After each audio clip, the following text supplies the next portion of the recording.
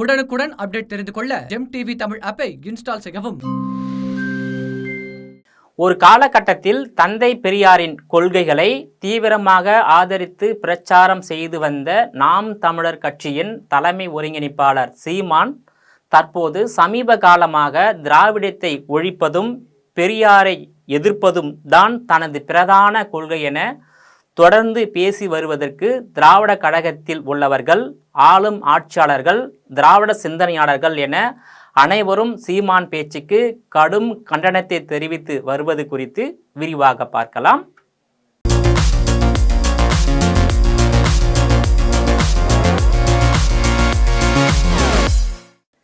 தந்தை பெரியார் குறித்தும் நாம் தமிழர் கட்சி தலைமை ஒருங்கிணைப்பாளர் சீமான் மீண்டும் சர்ச்சைக்குரிய கருத்துக்களை ஏற்படுத்தும் வகையில் பல்வேறு கருத்துக்களை சமீப காலமாக தெரிவித்து வருகிறார். பாலியல் இச்சையை தாய் மகளுடன் கூட தீர்த்து கொள்ளலாம் என தந்தை பெரியார் கூறியதுதான் பெண் உரிமையா என்றும் திராவிட கழகங்களுக்கு என்ன தத்துவம் இருக்கின்றது எனவும் அவர் கேள்வி எழுப்பியுள்ளார். பெண்ணிய உரிமையா? உனக்கு உடல் இச்சை வந்தா பெற்ற தாயோ மகளோ அக்காவோ தங்கச்சியோ அவர்களோட உறவை வச்சுக்கிட்டு சந்தோஷமா இருன்னு சொன்னது பெண்ணிய உரிமையா? நான் கேட்கறதுக்கு பதில் சொல்லணும். பெண்ணிய உரிமையா? ஒரு காலகட்டத்தில் பெரியார் மற்றும் அவருடைய கொள்கைகளை தீவிரமாக ஆதரித்த போது தெளிவு இல்லாமல் இருந்ததாகவும் தற்போது நன்கு தெளிவாக புரிந்துவிட்டதாகவும் கூறியுள்ளார்.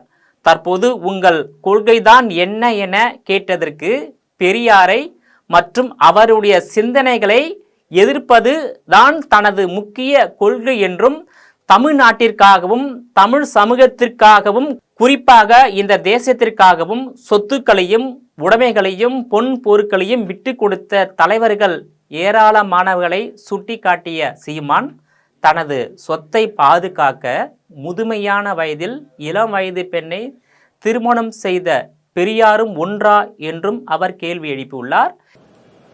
திராவிடம்ங்கிறது எந்த தத்துவம் சொல்லு? திராவிடம்னு ஒரு தத்துவம் இருக்கா? கம்யூனிசமாக ஒரு கோட்பாடு இருக்கு. அது உலகம் பூரா ஏற்றுக்கொள்ளப்பட்ட ஒரு கோட்பாடு. ஒரு பாட்டாளி வர்க்க சுதந்திரம், விடுதலை, உரிமைனாது இதில் ஏதாவது இருக்கா சொல்லுங்க? ஏதாவது இருக்கா? அது பாட்டாளி வர்க்க சுரண்டலுக்கு எதிரானது.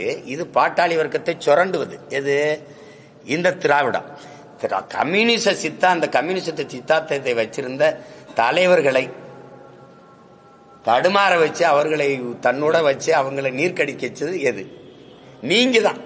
90 இடம் வச்சு எதிர்கட்சியா இருந்தது.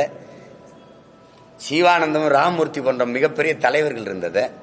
இந்த நாட்டில் சிங்காரவேலர்னு ஒரு தலைமை இருந்து கொண்டு வந்த தத்துவத்தை 12 சீட்டு யாரு?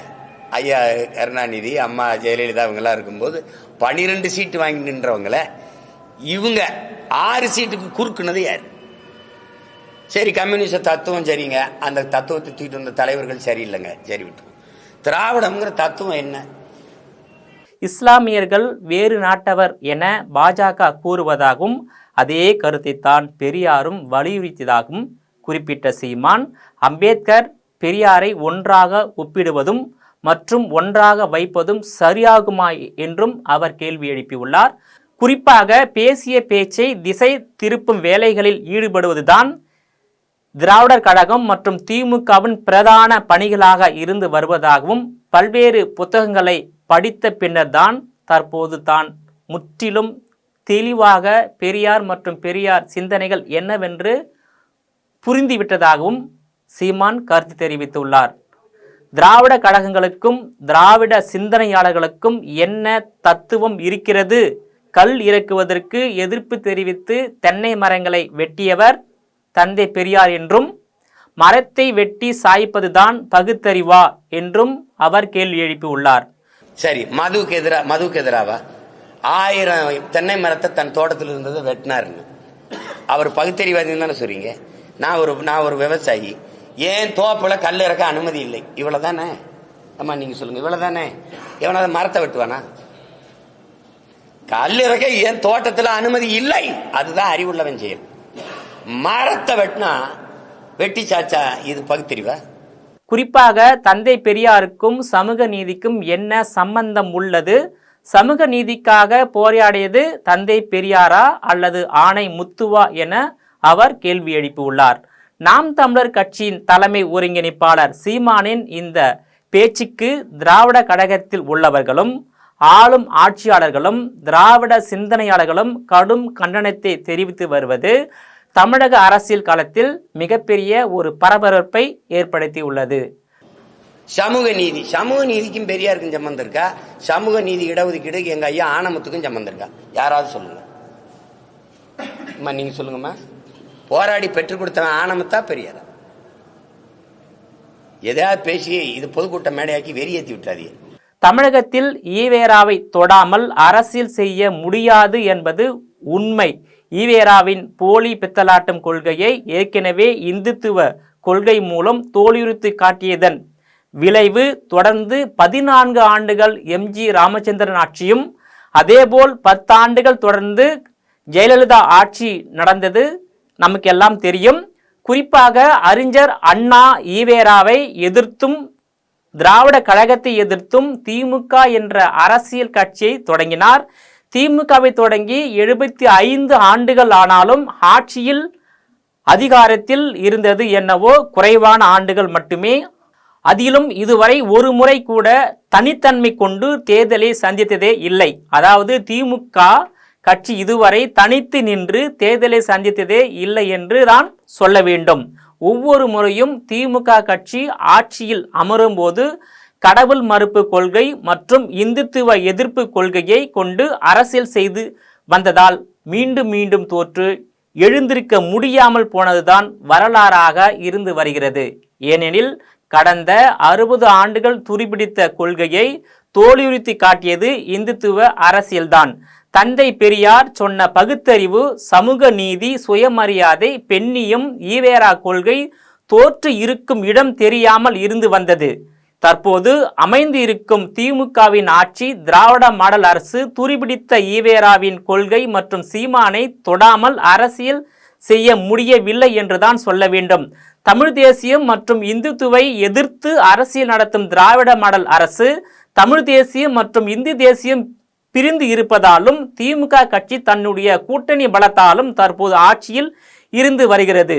தமிழ் தேசியம் மற்றும் இந்து தேசியம் வெவ்வேறு கிடையாது. தமிழ் இல்லாமல் இந்துத்துவம் இல்லை மற்றும் சனாதனம் இல்லை என்பதை தமிழ் தேசிய அரசியல் முன்னெடுக்கும் சீமான் புரிந்து கொள்ள வேண்டும். தமிழக மக்கள் என்றுமே திமுக ஆட்சி அமைய வேண்டும் என்று இதுவரையில் ஒரு முறை கூட வாக்களிக்கவில்லை. மாறாக வேறு வழி இல்லாமல் தமிழக மக்கள் திமுக கூட்டணி கட்சிகளுக்கு வாக்களித்து வருகிறார்கள். 2016ஆம் ஆண்டு முன்னாள் முதலமைச்சர் ஜெயலலிதா மறைவுக்கு பிறகு தமிழக அரசியலில் ஆளுமை மிக்க தலைவர் இல்லாததால் திராவிட மாடல் அரசு சற்று கூட்டணி பலத்துடன் சக்தி வாய்ந்ததாக காணப்படுகிறது. இதை தனித்தனியே பிரிந்து இருக்கும் அரசியல் கட்சிகளின் தலைவர்கள் புரிந்து கொள்ள வேண்டும். மேலும் தனித்தனியாக தேர்தலில் நிற்பதால் திமுக கூட்டணி ஆட்சி அதாவது திராவிட மாடல் அரசு தான் மீண்டும் ஆட்சிக்கு வர வாய்ப்பு உள்ளதாக அரசியல் விமர்சகர்கள் கருத்து தெரிவிக்கின்றனர். குறிப்பாக பாஜக, அதிமுக, சீமான், பாமக, தேமுதிக போன்ற அரசியல் கட்சி கூட்டணி அமைத்து அடுத்தடுத்து நடைபெறும் சட்டமன்ற தேர்தல், உள்ளாட்சி தேர்தல், நாடாளுமன்ற தேர்தலில் ஒன்றிணைந்து போட்டியிட்டால் தமிழகத்தில் திராவிட மாடல் அரசை எளிதாக வீழ்த்தி விடலாம் என்பதை அரசியல் கட்சி தலைவர்கள் சிந்தித்து நல்ல முடிவு வலுவான கூட்டணி அமைத்தால் தமிழகத்தில் ஆட்சி மாற்றம் ஏற்படும் என்பது நிதர்சனமான உண்மை. குறிப்பாக ஆட்சியிலும் அதிகாரத்திலும் கூட்டணி ஆட்சி அமையவே அதிக வாய்ப்புள்ளதாக அரசியல் ஆர்வலர்கள் கருத்து தெரிவிக்கின்றனர். பெரும்பாலான தமிழக மக்கள் திராவிட மாடல் ஆட்சியில் கடும் அதிருப்தியிலும் வெறுப்பிலும் இருந்து வருகிறார்கள். இதனை நன்கு புரிந்து கொண்டு திமுக கூட்டணியில் இடம்பெறாத மற்ற கட்சிகள் அதிமுக அல்லது பாஜக தலைமையில் வலுவான கூட்டணி அமைத்து தேர்தலை சந்தித்தால் நிச்சயம் வெற்றி வாகை சூடலாம். அந்தந்த கட்சிகளும் வளர்ச்சி பெறும், ஆட்சியிலும் அதிகாரத்திலும் அமர முடியும். இல்லை என்றால் வரும் காலங்களில் பல கட்சிகள் காணாமல் போகும். குறிப்பாக அதிமுகவும் அழிந்து போகும், சீமான் நாம் தமிழர் கட்சியும் காணாமல் போகும் நிலை உருவாகும். அப்போது மீண்டும் வேறு வழி இல்லாமல் தமிழகத்தில் திராவிட மாடல் அரசு அமையும். இது நடக்கும் என்பதுதான் உண்மை. தமிழக மக்கள் மாற்றுக் கட்சியின் ஆட்சியை விரும்பினாலும் அதனை அறுவடை செய்வதற்கு தமிழகத்தில் திமுகவிற்கு மாற்றாக ஒரு வலுவான கூட்டணி கட்சி இல்லாமல் போனால், தமிழகத்தில் மீண்டும் திமுக ஆட்சியே தொடர்ந்து அமையுமானால் ஜனநாயகம் படிப்படியாக அழிந்து சர்வாதிகாரம் மட்டுமே தலை துவங்கும் என்பதுதான் நிதர்சனமான உண்மை.